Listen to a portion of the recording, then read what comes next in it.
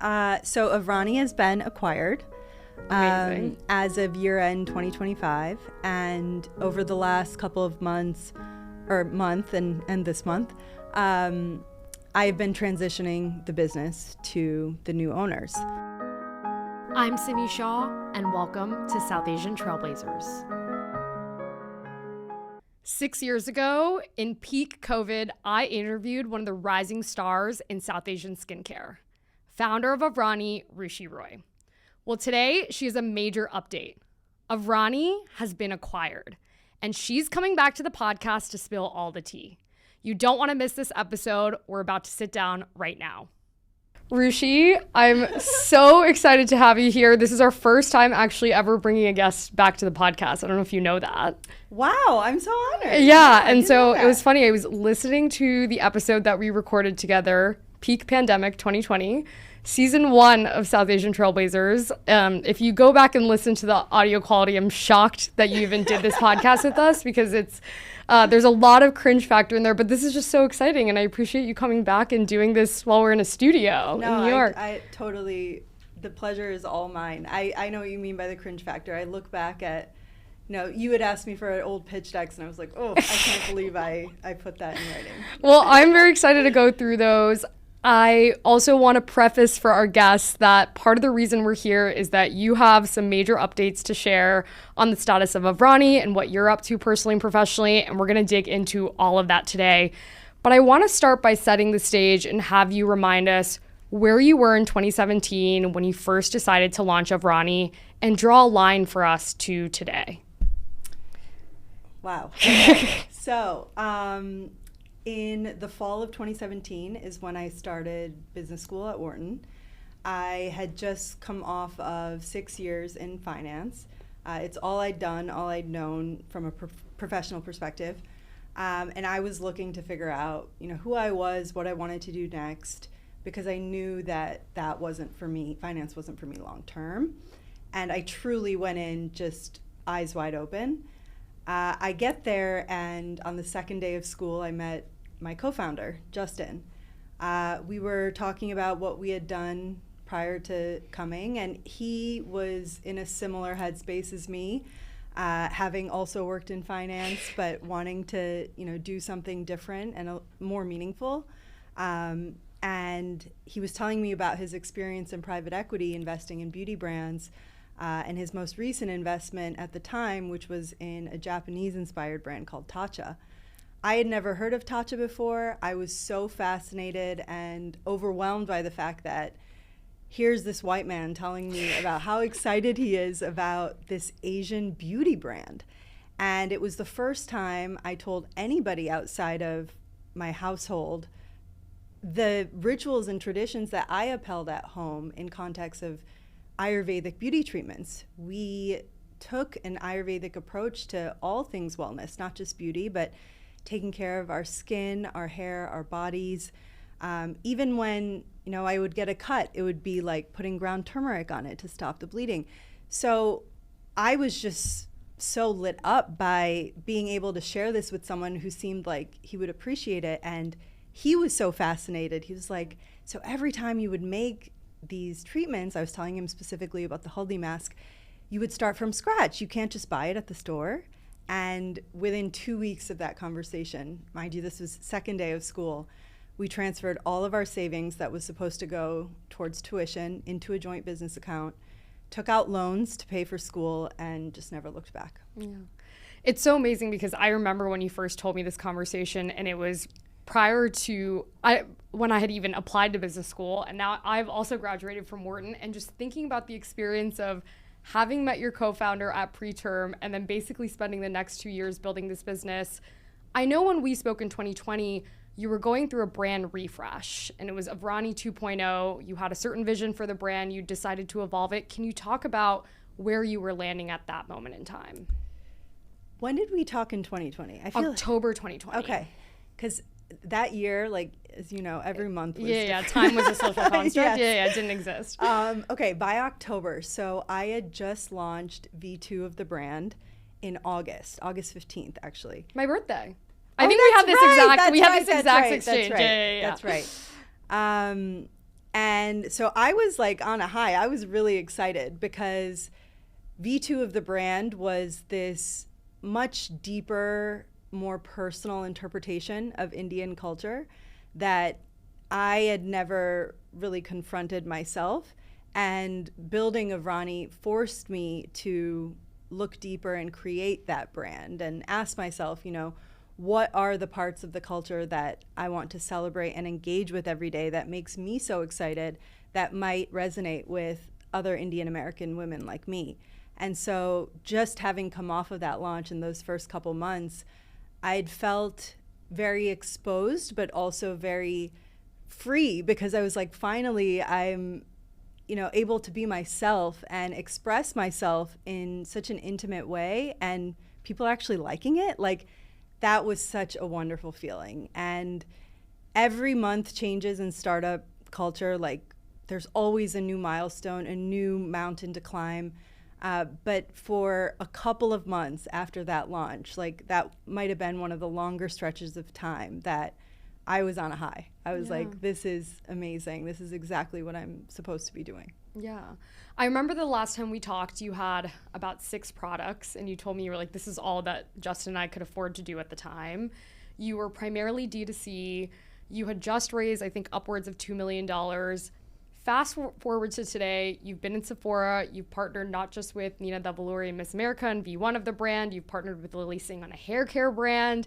You've raised upwards of $10 million. I mean, can you talk about some of the ethos behind those decisions and how you viewed particularly the last 6 years since that refresh and relaunch?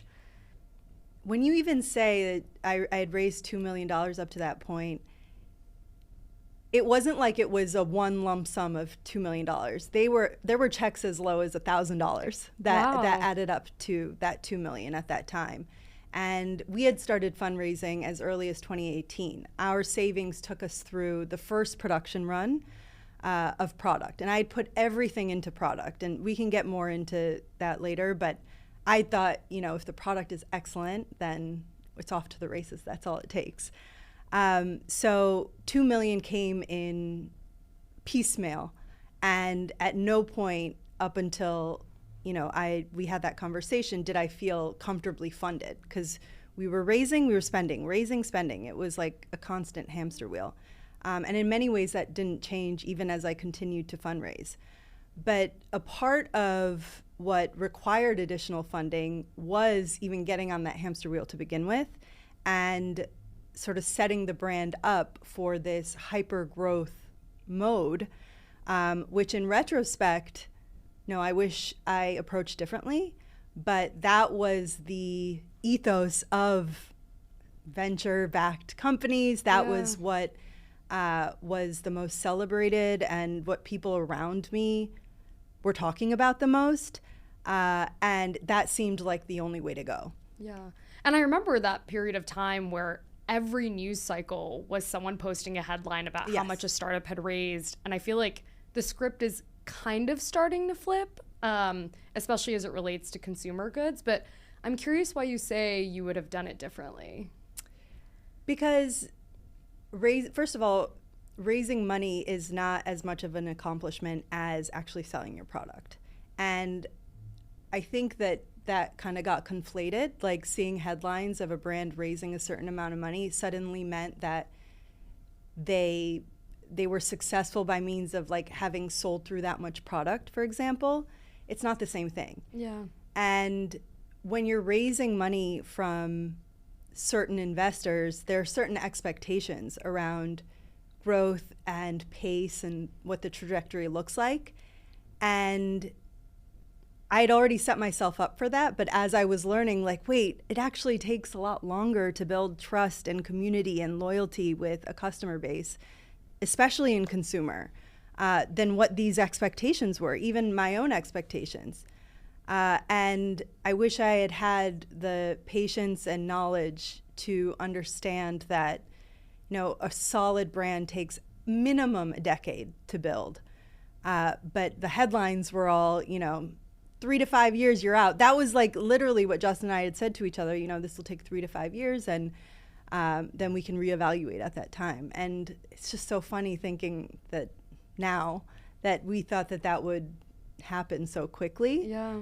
And when we see all these headlines, we only see, the winners. We don't see the thousands of other brands that were unable to meet that. So in my head, I was like, well, that's just what it is. That's what the expectations are. I didn't know anybody doing their own brands. Like I said, I came from finance, so did my co-founder. So even our networks were limited in really understanding the truth of what it takes to build a solid consumer brand. Yeah. I want to dig into some of those truths, starting with Sephora. Okay. There was obviously an era, I would say probably the drunk elephant era, where everyone was like, Sephora has nailed this formula on how they incubate brands, launch them, make them massive. And as everyone's learning, that's not necessarily the case.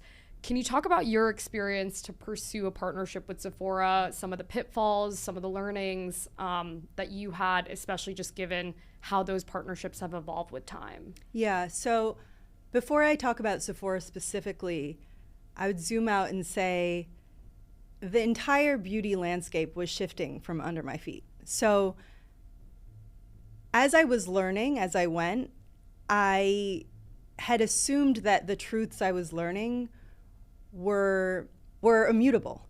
And like what I mean by that is like social media is done this way, or this is what customers care about, this is what retailers care about. I would learn those things and then sort of check that box internally and sort of move on without having my radar open to, wait, everything is changing. Nothing is how it's done before. You can't even look at a brand like Drunk Elephant that what was also, growing, and it was bought in the time frame I was building Aavrani, that no longer exists, that opportunity. So when it comes to Sephora specifically, Sephora is no longer a brand builder. They will take what you've created and amplify it, which is incredible. It's still a huge advantage, but it'll expose all your strengths and weaknesses wherever you're at when you partner with them. There's no forgiveness around a learning curve anymore when it comes to retail, Sephora or otherwise. You have to be excellent from the moment you enter. And when I was having conversations with Sephora, Sephora was always a part of the vision. They're the #1 beauty retailer in the world. So I thought, if I want to bring Ayurveda to the global stage, this is how I have to do it. I was reaching out to them from the very beginning. I applied to their Accelerate program starting in 2018. Wow. Just rejection after rejection from them. But during those years, I was learning more and more about how they operate. By the time we started talking to them seriously about, okay, you're in, like, let's talk about what this looks like, the rollout, they were like, well, what can you do for us? They want to see how you're going to bring new customers to them. How are you going to drive traffic to their site? It's no longer the case that once you're in Sephora, it's off to the races. Just like once you have an excellent product, it's off to the races. They want just as much, like any partner would, of course, a mutual benefit, right? And so that's where I underestimated what it takes to succeed in retail. It's not just funding that you have to have in an exorbitant amount. You have to have a team that's equipped to handle all that Sephora requires. You have to have the priority of Sephora over your other channels because they're going to demand a lot, and that leaves very little for your D2C or anyone else you're working with.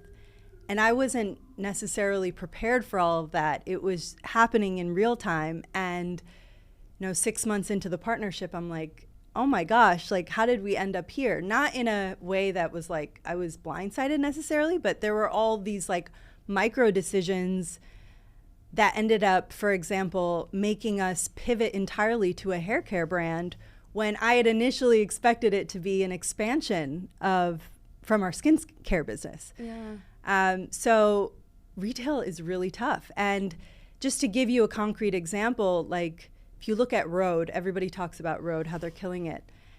They waited to go into Sephora in tandem with their $1 billion acquisition, yes, right? So that just goes to show, like, Sephora will not make your brand. They will make it more accessible. They will, scale it to the masses. But that 0 to 1 in terms of brand building, you have to do yourself. They're not gonna approach your brand like drunk elephant. They don't do that anymore. Yeah, and I think that's an important distinction, is that they don't do it anymore. I think a lot of people buy into this idea that because it's something they did in the past, it's something that they're going to keep doing. But I think it sounds to me like they need brands less than the brands need them these days. Can you talk a little bit about the decision to pivot into hair care? Yeah. So I mean, like I just said, I didn't appreciate that it would be a hard pivot. I thought, oh, it's just like more products. When we launched with Sephora, the resources they were demanding left very little room for us to continue investing in skincare, either from a product innovation or a marketing standpoint. We were already a very small brand relative to the other brands they have in their portfolio. So to them, we were still barely able to give them what they wanted. And that was everything we had. So skincare had to take a back seat. And was there a reason they didn't buy into what you already had? They wanted something new or fresh or in hair care specifically? So, yeah, I'm glad you're asking that, because with retail, and this is important to understand with any partnership you do in business, there are so many things that have to align and go right for it to actually work. And from the retailer perspective, it's not just, oh, this is a hot brand, I want to take it on. It's, how does this fit into our suite of product offerings? Is it competitive or is it complementary? And how does this fit in with our long-term thesis on where beauty is going? Do we buy into Ayurveda, and like what version of Ayurveda? Is it science-backed? Is it all natural? So many things have to line up in that regard. So for Sephora, hair was the fastest growing category, starting as early as 2021, but especially in 2022 when I got connected to their CMO and, you know, actually tried to understand how Aavrani could fit into their profile. And they were the most excited about hair. So that's the direction the brand went in order to accommodate what Sephora wanted. From a skincare perspective, we weren't as attractive to them, just simply from a business perspective. It wasn't like we did something wrong or they wish we did one thing different and skin would have worked out. It just did not fit in their growth profile, and hair was a no-brainer to them. Also, when they thought about the growth of Ayurvedic beauty, and this was a big learning for me, they were like, if you want the world to catch on to Indian-inspired beauty, hair is a better place to start than skin, because non-Indian people associate Indian beauty more with hair than they do with skin. Wow. So when we think about skin and the growth of K-beauty, that was also happening in real time as I was building Aavrani. At that point, so many people around the world associated, okay, the best-in-class skincare is Korean. So do I want to compete with that, or would I... You can kind of create the category. Exactly. Should I flow with where, the tides are going? And so that was a strategic decision that was really difficult, but necessary. Yeah. And it makes sense, because I do feel like in a lot of ways, South Asians are iconic for their hair. Absolutely. But I'm sure that's like not how you initially conceived the brand. And we're in it, right? Yeah. So we see ourselves so differently than other people see us. And so that was a big like aha of like, wow, I was so in my own head about what I thought I was creating and the way I was going about things. Yeah. In deciding to launch the hair care line, you decided to partner with actress and YouTuber Lilly Singh. Can you talk about the genesis of that partnership? We've generally seen a massive rise in celebrity-backed consumer brands, but I think we've especially seen a rise in it within the community. And we had the Colé the Chai brothers on a couple months ago. They've obviously partnered with Hassan Minaj. Can you talk about the genesis, the partnership, how it came to fruition, and just things people should think about as those brands gain fame, but also we've seen a lot of them struggle? Lilly is incredible. I mean, I was so fortunate to be able to work with her, and I hope that one day our paths can cross from a business perspective again.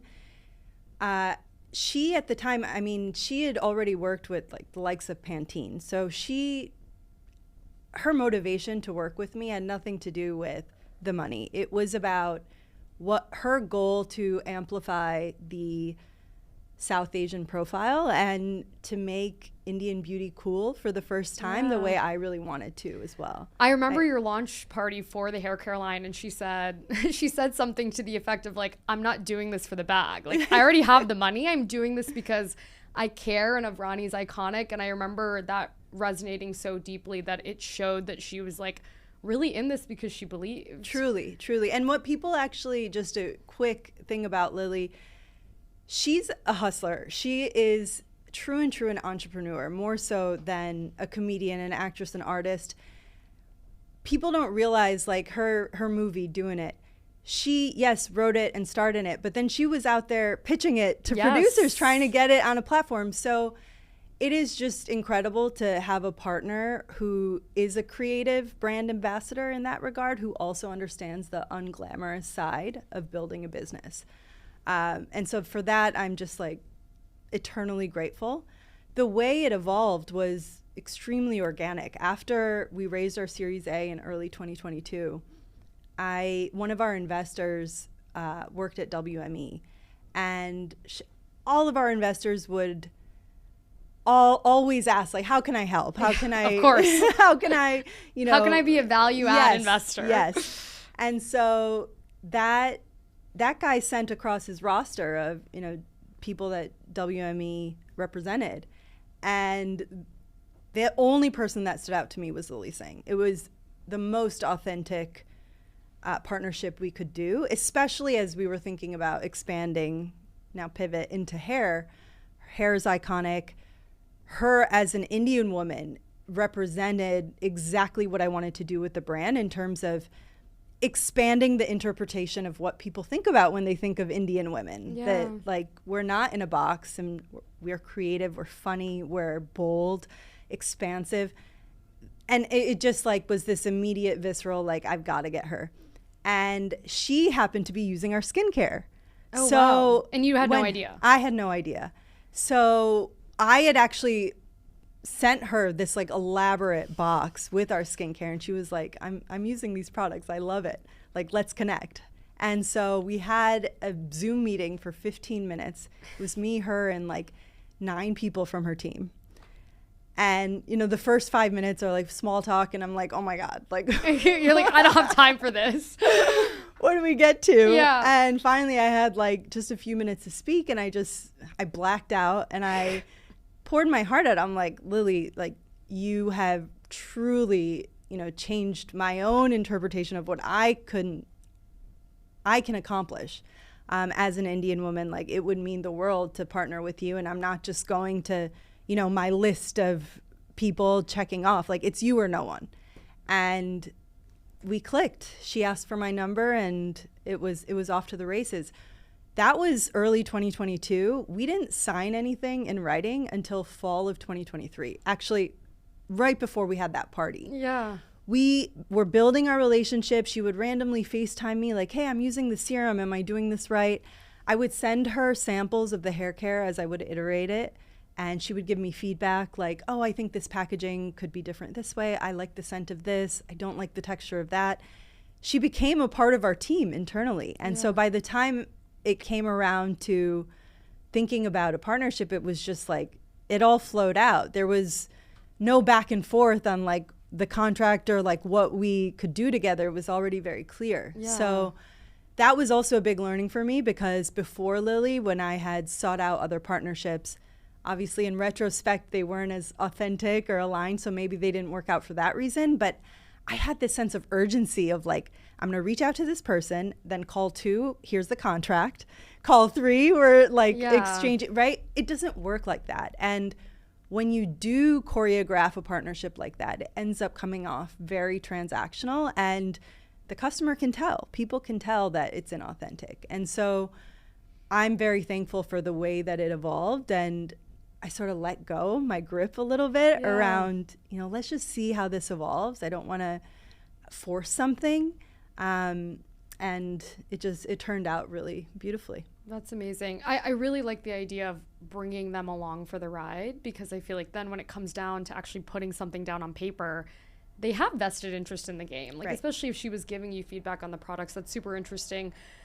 Do you think that there's more people should know or understand about cultivating partnerships like these with celebrities? And like, it sounds like you guys have such a trusted and synergistic relationship personally, but do you think it drove the outcomes for you that you were seeking, especially with this whole pivot that you were doing for Sephora?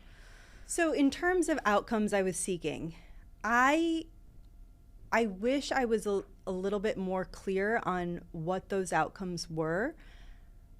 Like I said, the landscape was shifting, right? So no longer was it that you bring on a celebrity partner, you get brand awareness overnight, and then, sales triple. The customer's like, okay, cool. I know Aavrani, but now I'm going to click into it and I want to know more. They're not about to purchase right away. And the expectations are a lot higher. So it's not like bringing Lilly in was going to do what I had necessarily expected from a tactical sales perspective, because the onus was back on me and the brand to then bring the customer along the journey of educate them on who we are, what we're about, what's in the product, what are the ingredients, what do they do, because you can't get away with not doing that, right? Still, and I took that for granted for sure. Super interesting. I want to spend one more second here, just given the partnership, obviously, especially inspired around the hair care line with Sephora. When I last talked to you, there were not that many South Asian brands in the beauty space or in skincare, certainly not as many as there are in Sephora today, which I think is upwards of 10. And I remember, it might have been a year or two ago, and I saw a picture of all of you together at a Sephora brand summit, and I was like, this is kind of awesome, because this was unheard of 6 years ago when you and I first talked. I still imagine, though, that you guys are all competing for some of the same shelf space. Did it feel collaborative or did it feel competitive? And how did you navigate those dynamics? At the end of the day, Sephora is a bit of a zero-sum game, right? And there's no getting around that. That's nobody's fault. It's just the way business works. Yeah. But given that, I was pleasantly surprised with how collaborative people were.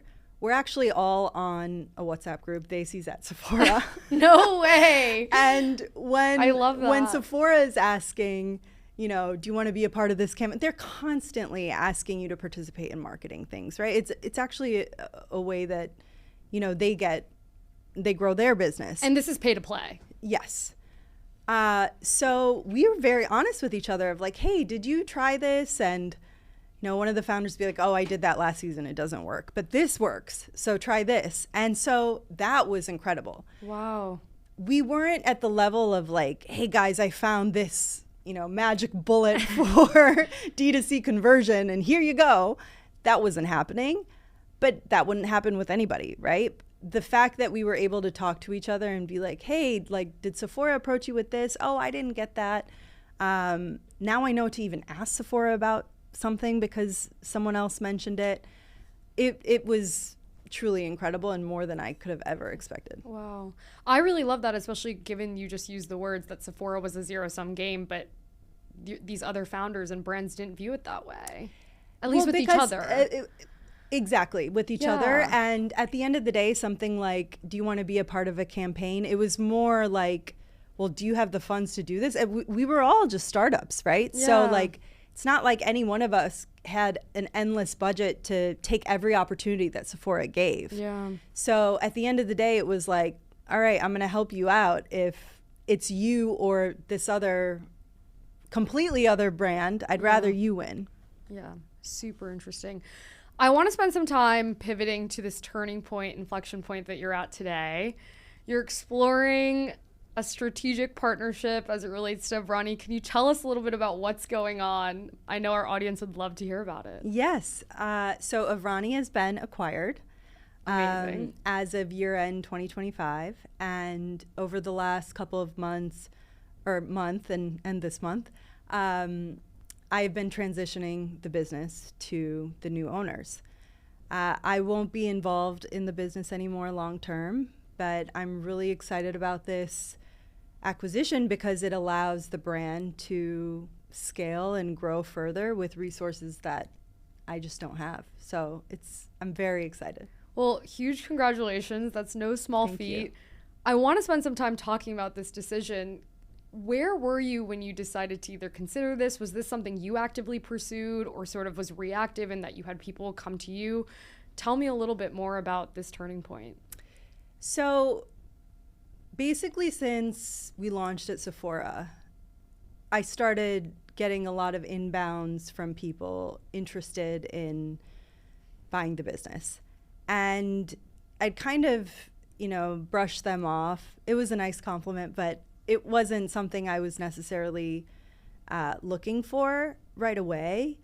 But as our business continued to orient around Sephora, and as again, I keep coming back to, as the beauty landscape kept shifting and continues to shift now with AI, among so many other factors, things, yeah. I realized that the game changed so much that I'm not sure if I want to play it anymore. Wow. And what it would require of me at this point, now that I've built the brand, is excellence around ops, supply chain, stuff that I find very boring, stuff that's very exciting to other people, but not why I started the business. And it took me a really long time to come to terms with that. I was, forcing myself, molding myself into getting motivated to work on those things, but it just wasn't aligned with the thing that lights me up, which is creating the brand, really innovating around product, really thinking about the customer and where she is and how she operates. Like, I just wasn't able to focus on the things I loved the most anymore. Yeah. So I realized that in order to, give the best to my customers as it stands today, I had to let it go. Yeah. Was this a gradual realization, or did you have a single light bulb moment where it really clicked?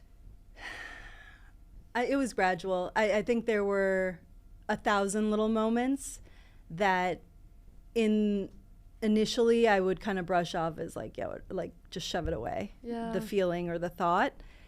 But then they would compound. And, there were times my husband would tell me, it's like, you're not having fun anymore. Yeah. And it takes somebody else, like, outside of you to notice these things and tell you.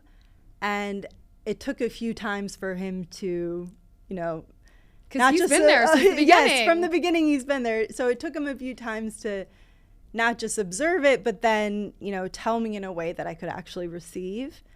And then I've always wanted to start a family. It's been a huge goal of mine since I was a child.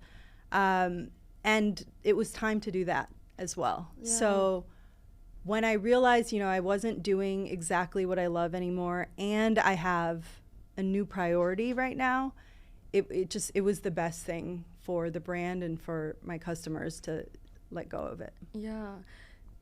To pivot a brand that's so personal to you, you've spent 9 years building, I imagine this is pretty bittersweet. Do you feel excited? Do you feel like you're grieving? I mean, what are the emotions? It's the most conflicting emotions I've ever felt. Yeah.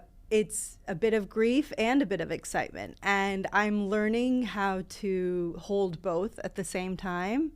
Because when I am hit with a wave of grief, which definitely happens and will probably continue to happen in the near future, I sometimes get overwhelmed and, this is terrible. Like, why did I do this? Like, I shouldn't have. And now I'm more able to kind of observe it and be like, this is a natural part of the evolution. And, if anything, a signal around how much I loved and obsessed over this thing. And it's just a natural part of any ending. Yeah. So when you started in 2017, was there a specific end you imagined for yourself? Like, did you imagine that you would have this massive exit? Did you imagine that this would be a brand that you built forever? I mean, like, how does this differ from maybe what you initially saw for yourself 9 years ago? 9 years ago, I thought it'd be like Rhode. I thought, okay, I thought the brand would blow up overnight.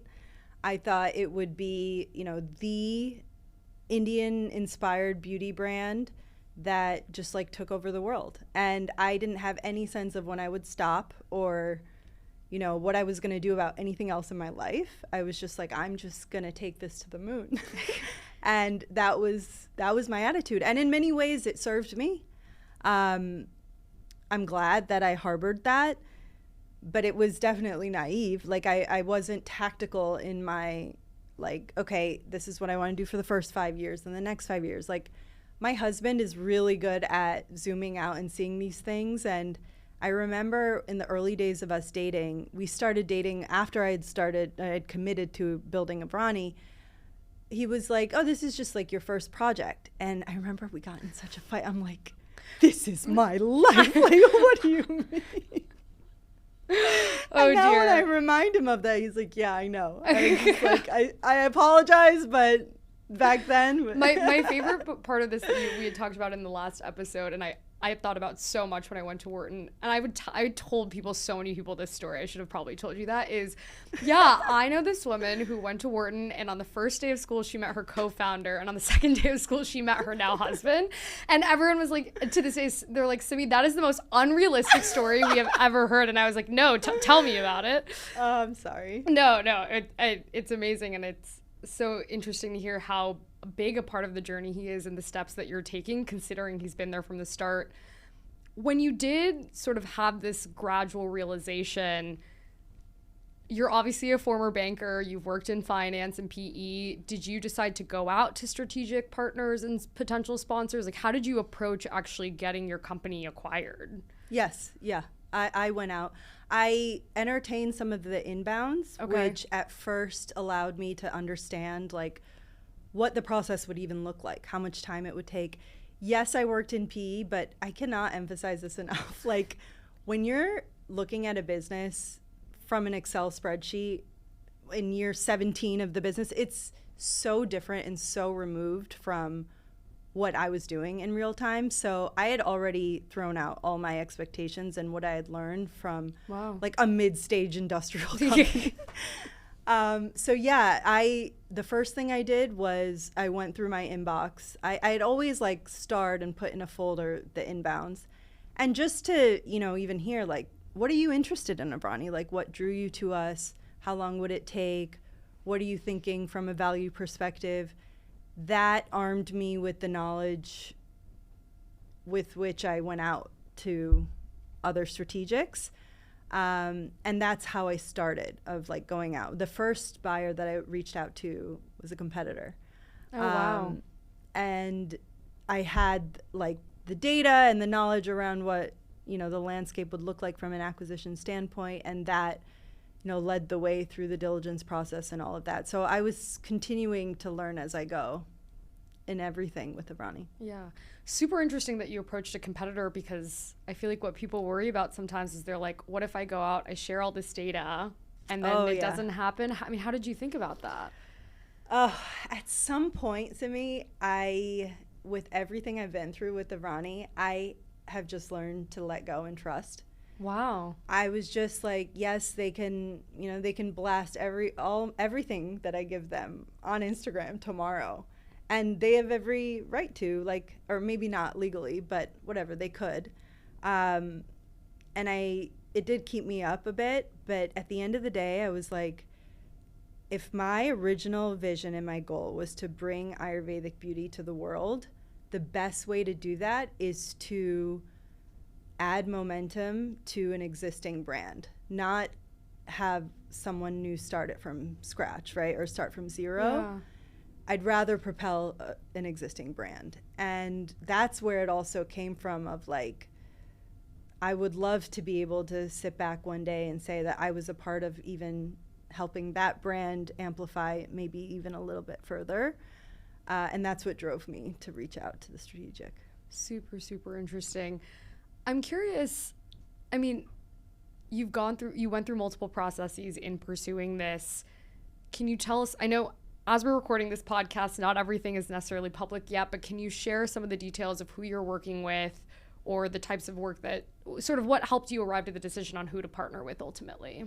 Yeah, so after going through that process, it didn't end up working out with the strategic. Like I said, so many things have to go right, and sometimes timing or, the funding or whatever it is just doesn't line up perfectly, and doesn't have to do with either brand necessarily. It's just like a macro force that you can't change. So when I thought around, like, in my ideal world, what would the outcome look like, is for the brand to continue to thrive, not for it to be shut down or changed too much and like overhauled. So in that regard, I wanted a buyer who appreciated what I'd already created and had a strategy around scaling the products as they were to, and as they are to, in many ways. That would be ideal for me. And so that limited the universe quite a bit, because a lot of times buyers, just want to make the quick financial return and then move on, shut it down. I don't have to tell you what P has done to so many brands. Yeah. So having a pretty clear scope around how I wanted the outcome to be allowed me to sort of tick through a very few number of potential buyers for this. And will Aavrani to continue to exist as the platform that it is today, or you think it'll evolve, and are you staying involved with the business? I'm not staying involved with the business beyond transitioning my knowledge and the operations over the next few months. It will continue to sell its products, especially through D2C and Amazon. Sephora, if they can continue to make it work, that would be amazing, but that's not necessarily up to me. And where it grows beyond that is up to them. Wow. Are you happy with this outcome? Yes. Wow. Yes, I'm very happy with it. It's interesting what you just said around this idea of wanting to work with a partner who would retain some of the core spirit of the brand. But there's obviously, as you just said, some risk there, and also they might have to make strategic decisions based on what they're trying to do. Does that scare you at all?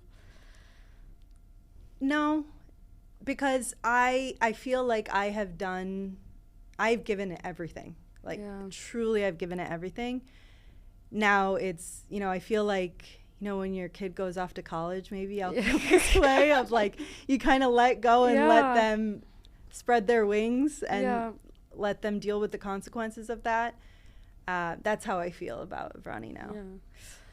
I'm sure this has been a very reflective process. And it takes me to this conversation that I feel like was going viral over the internet that you and I had actually talked about with Colé. Diarrha J, the founder, talked a lot about the experience of building a heritage brand, some of the major barriers that she faced in trying to do that, given how beloved the brand was. Can you talk about just any realizations you've had through the process of starting to transition this brand, of like, looking back at it now, what are 3 things you would have done differently? Ooh. Well, the first thing I will say, Diarrha's amazing, and what she created was just iconic with Colé. I've actually known her for a number of years, and I'm so impressed with everything that she's done. When the article dropped, and I feel terrible for saying this, but I felt such a huge wave of relief. Like, tears were just like streaming down my face, because I realized that, it's not just me. Like, wow, growing at Sephora is so hard. And when you're in a high profile, highly visible environment, it's really hard not to associate the success of your business with your own personal worth. Yeah. And so when we weren't hitting that hockey stick growth out the gate with Sephora, I was like, well, what am I doing wrong? Drunk Elephant did it. Glove Recipe did it. Like, what's wrong with me?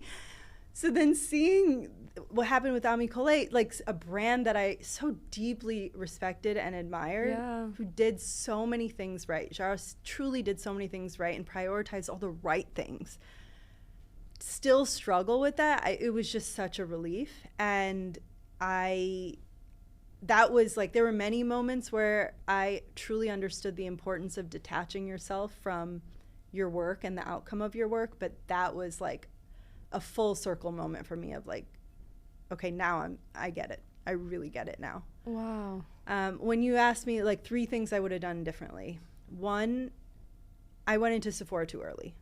So as we talked about, there's no consideration around the learning curve anymore. You have to really understand your customer. I launched hair care with Sephora, so I never even sold a hair care product through my D2C. I had no data. So I was not only launching a brand new product through this retailer, but as soon as the customer goes to Sephora, I lose everything. What she browsed, what she's buying, where she lives, any of that.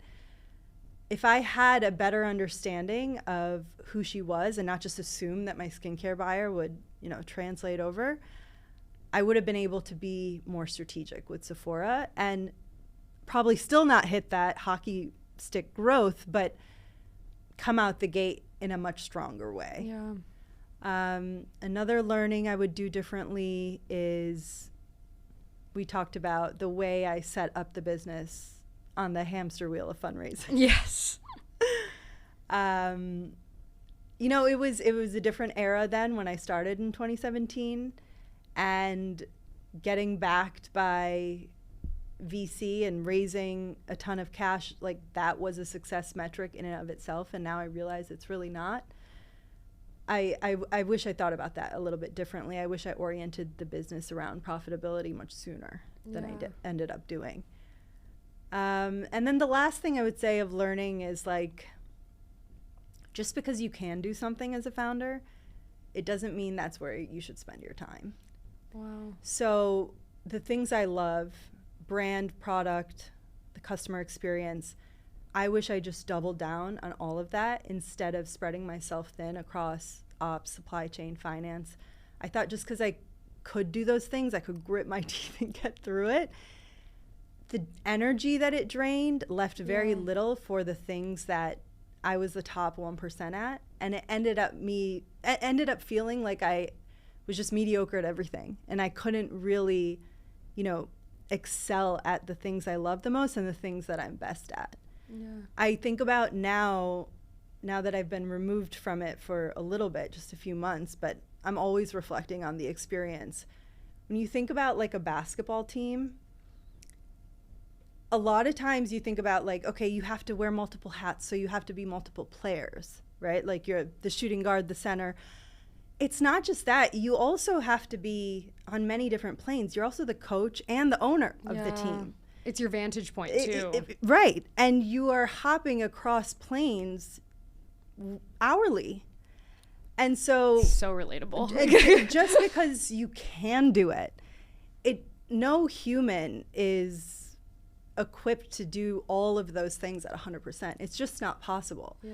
And I felt guilty, especially because I raised money from investors. Every dollar I spent, I was even more hyper aware of than with my own money.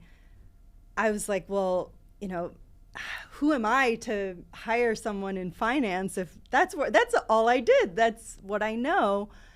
I felt too guilty to do something like that. Meanwhile, all the ripple effects on my own productivity and my own happiness, I just couldn't see it at the time. Wow. I want to double click into all of these because they're so interesting, starting with the fundraising piece, because it's still such a black box, especially for a lot of women who obviously receive 2% of venture dollars still 6 years later. Did you struggle with having to manage so many different stakeholders with respect to your team, customers, and then it sounds like you had a ton of angel checks in addition to more established VCs. Talk about some of those dynamics. Yes, it was a struggle. And again, I can say these things in retrospect. I didn't realize in real time.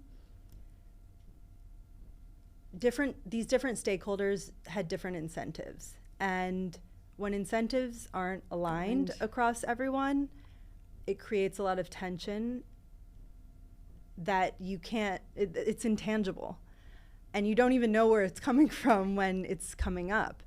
An investor wants you to grow as fast as possible at the biggest scale possible, right? But that's not actually what's best for the business long term. And that's not the best way to bring your customer along. And it's not actually in service to the customer. It's better to go deeper with your customers, to educate them, to really bring them into your brand universe and treat them like an extension of your team in many ways. Yeah.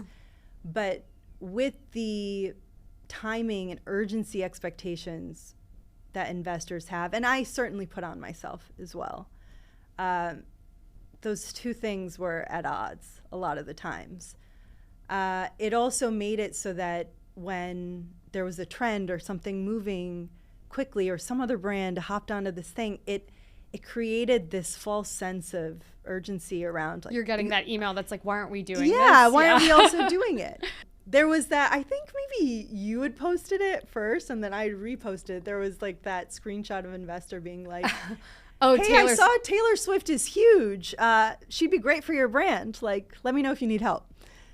Like, that's truly how it felt. And that's a joke. Like, that's a joke, but like, swap out Taylor Swift for another name. Like, that was happening.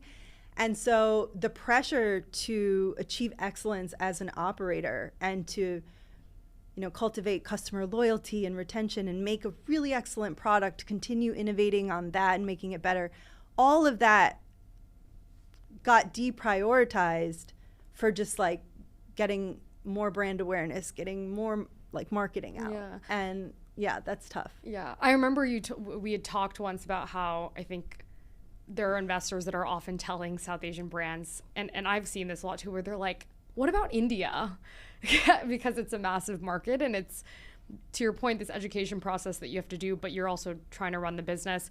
That goes to the third point you brought up around what it sounds to me like is trying to do it all.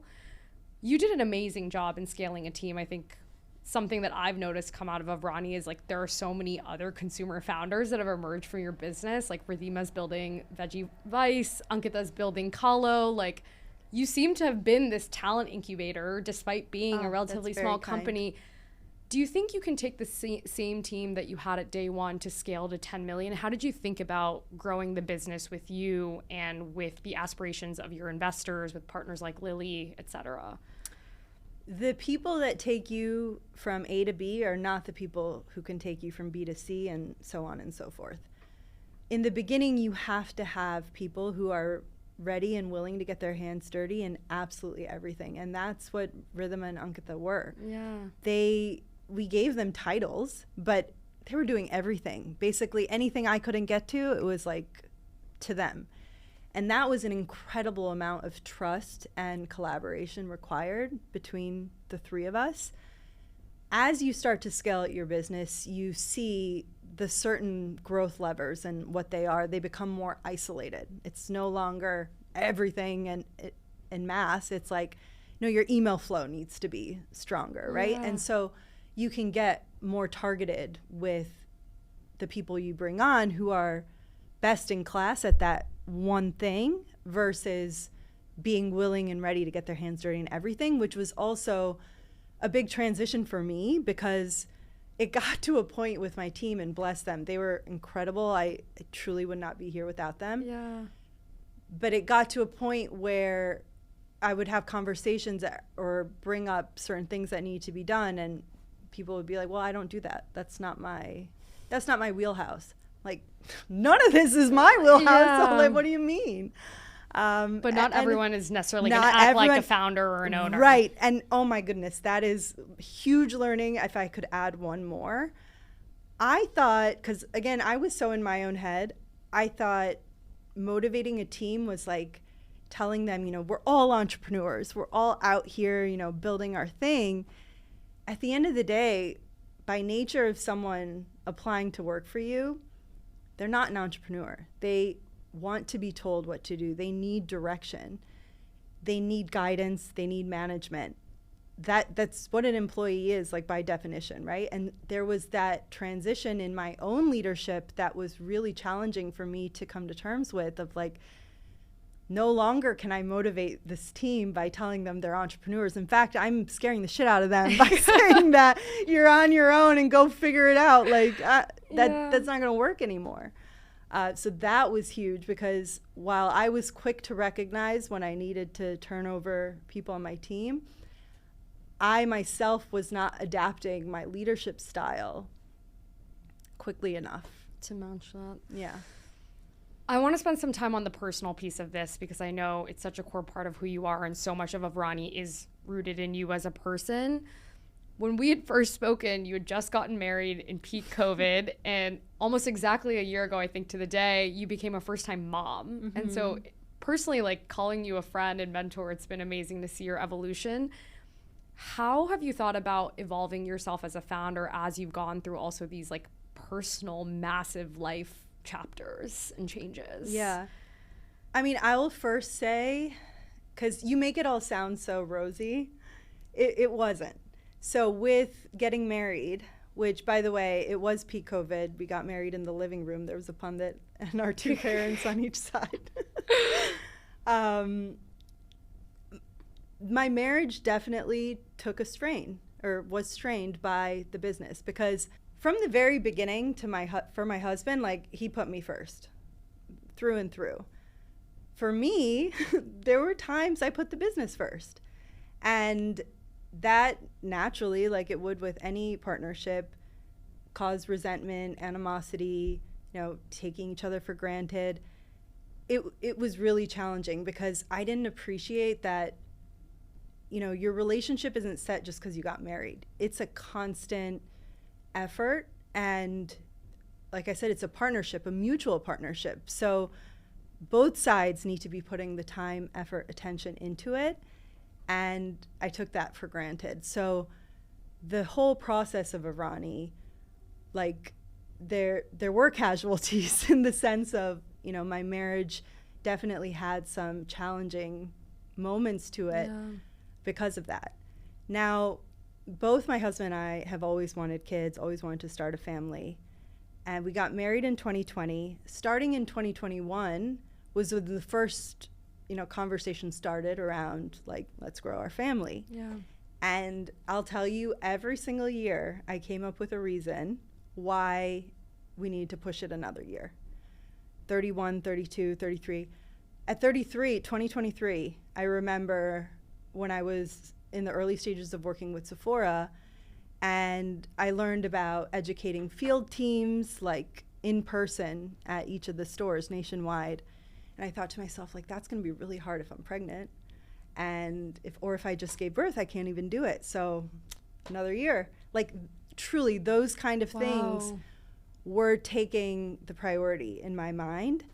And by the time I was 34, 2024, I really sat with myself and was like, okay, if I'm 80 years old and I take Aavrani to the highest possible potential, $1 billion, and I'm like, sitting on my yacht and just like not a care in the world, but I don't have a family, what would that feel like? And my immediate visceral reaction was like, no, I'll take a family over that any day.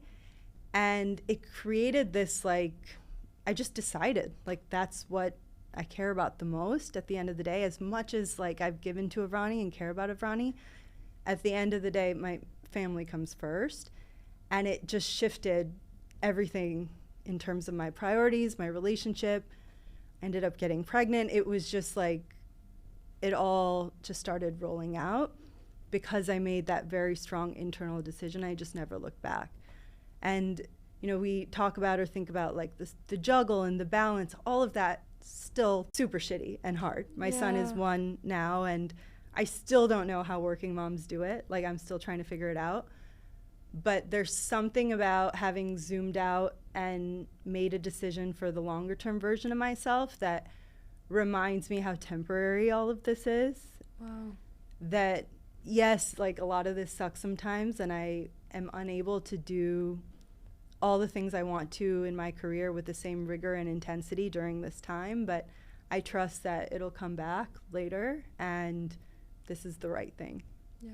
Thank you for being so candid and sharing that. I feel like it's not a conversation we have enough with respect to just what women have to think about, especially as our ambitions grow, but we also want to have big lives at home, and it's not easy to navigate all those things. You mentioned how when you saw Diarrha's piece, you cried because you had felt this sense of needing to present sort of perfect form.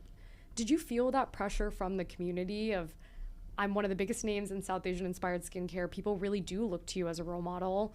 Did you feel the pressure of that? And how did you, I mean, I've noticed your content even evolve over the last several years where you've been really real about the challenges.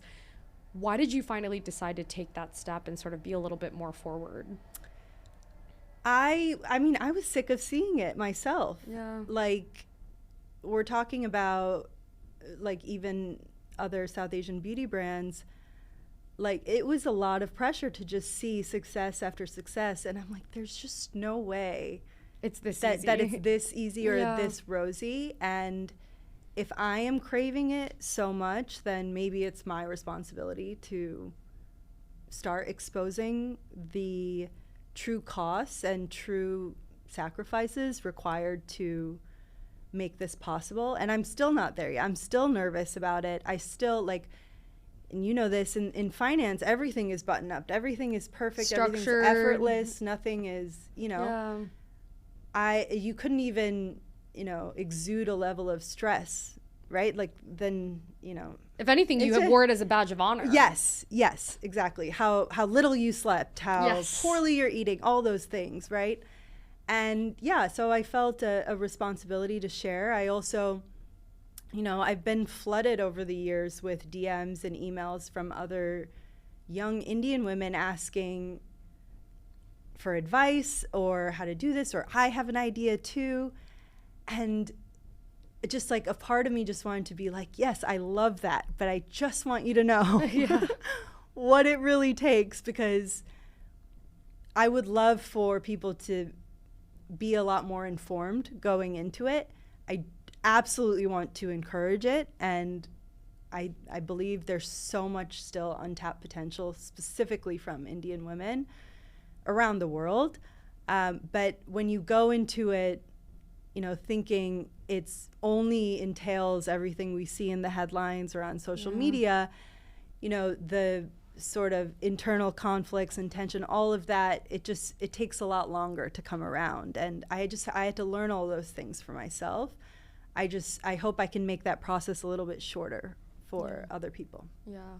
I want to also highlight that piece because I do think it's such a difficult balance to strike of encouraging people, but also wanting to be real, because being real does sound discouraging at times. And I think you've done a beautiful job of doing it. As you're sort of nearing the end of your chapter with Aavrani, what do you want those women, your customers, to leave with as they think about you and your story with Aavrani? I mean, despite everything I just said, I would still say that if you can imagine something, it's already yours. There's a reason why each of us, even sitting in this room, have different dreams and desires.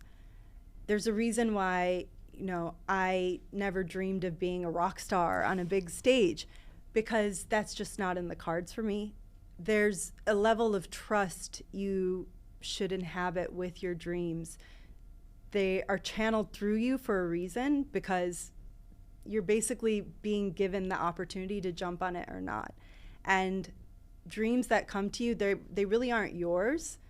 They're a part of nature, and when you pass up on it, that idea is just going to flow to someone else who maybe will jump on it. So when you can look at those things with that level of a detachment, you can also appreciate, wait, some of the things keeping me up at night, maybe it is in my, you know, capacity to make this possible. Yeah. And so that's the one takeaway I would love for anyone to have, hearing my story or listening to what this journey was like. Still, at the end of the day, if you have that dream, it's yours to make possible. Yeah. I want to end on a fun rapid fire, but before I do that, I want to ask you, what's next for you?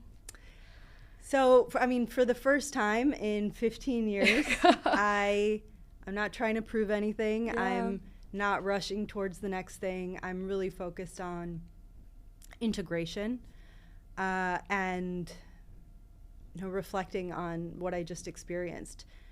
There's so much I have learned as I've shared in real time, but even when I reflect on certain moments or periods of time, there are new learnings that come to the surface, and I want to give myself the space to really internalize all of that before I jump to the next thing.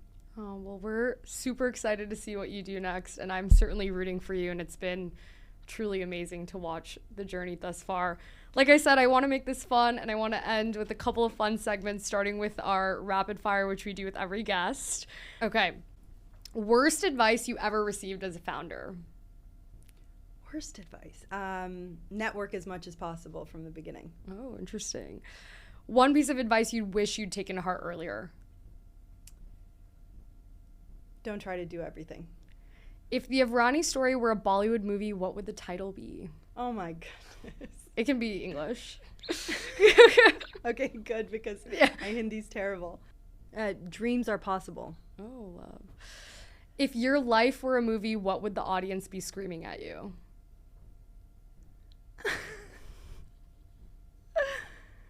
Oh, God. You know when they're in the scary movie and everyone's yelling, like, don't go into the house? You already have everything. Oh, I love that. A hill you'll die on when it comes to the beauty industry. It's not what it seems. A hot take.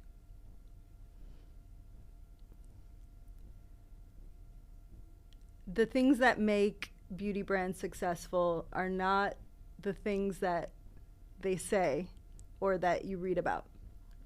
Something you're unlearning. To take on other people's expectations. Something you're learning. To give myself more grace. A trailblazer who's inspired you. Oh, so many. I'll have to go with Lilly Singh on this. And what trailblazing means to you in a word or phrase. Going against the grain, doing something contrarian. Love it. I have one final question for you, but before you do that, we got a little surprise for you, which is in this cup, I have quotes you said in our first episode together, and I want you to pull them out and read them. Oh my God. Am I gonna be embarrassed? I don't think so. Some of them are really powerful. On perfectionism. One of the most liberating things for me was realizing over the last year that I'm never going to get everything just right or just perfect. You kind of have to start putting yourself out there way before you're ready. Wow, I was wise. We'll do two more.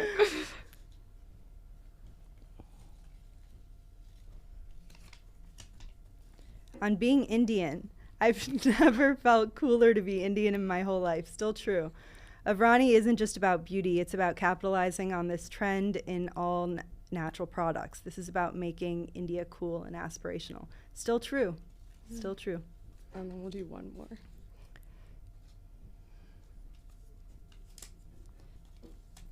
On inspiring others, not enough entrepreneurs share candidly. Early stage is just so opaque, and if we can make that a little more transparent, then we can inspire another wave of incredible women to come out in the forefront and make an impact. Wow, I really said those things. Yes. And the last time you were here, I asked you to share some parting advice, and you said, just start. Make an effort to meet your heroes and role models. DM someone on LinkedIn. Sometimes all we need to see is more people who look like us following their passion.